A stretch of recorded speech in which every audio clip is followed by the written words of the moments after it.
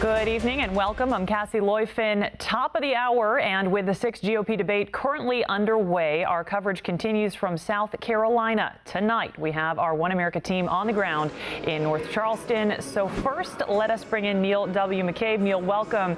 The undercard debate wrapped up a little earlier tonight. That event featured Mike Huckabee, Rick Santorum, and Carly Fiorina. I know you were in the spin room for us. So what were the big takeaways? Was there one standout performer this evening? Well, I think all three of them got their licks in. They've been doing this a while and they're fairly practiced. There was nobody was knocked out. Nobody really, set themselves above. But all three of them got their message through. And I was able to speak to Rick Santorum in the spin room after the debate.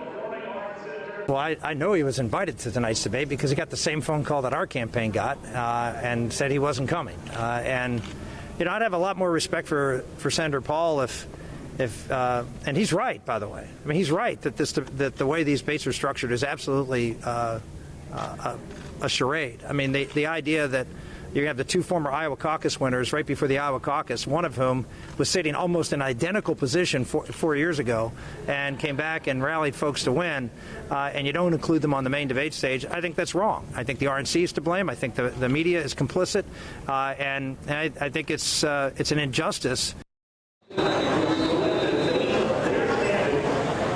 What we really saw there was Rick Santorum talking about the man who wasn't there, and that was Senator Rand Paul from Kentucky, who decided that he didn't want to play on the undercard stage, and so he stayed home.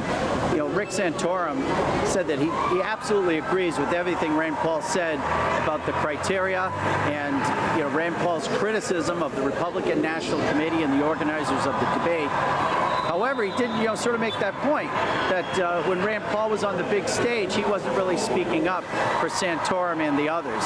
And so that's sort of the takeaway from the Rand Paul camp. And then we heard Santorum talking about it.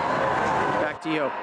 Okay, and let's move on now to what's happening right now. I can hear behind you the energy, the loudness in the room with the 7 highest polling candidates debating on the main stage. What can you tell me, what can you tell our viewers about the lead up to the main event and how things have been going so far?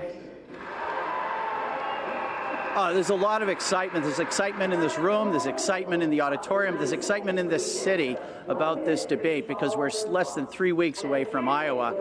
Really what we're going to see, and this is what everyone's talking about, is that Ali Frazier, Cruz versus Trump. Cruz has been in the news the last few days, both about his loan from Goldman Sachs that he didn't report with the FEC, and then, of course, Donald Trump raising concerns about his citizenship. And so we're looking to see if Trump is going to sort of close the deal and whether Cruz, who's really a strong number 2, is going to be able to push him out of his chair. Back to you. Ali Frazier, I'm liking that tonight. All right, of course, our focus will remain on North Charleston this evening. We'll have coverage of that event and the post-debate analysis throughout the night here. Neil W. McCabe, thank you very much.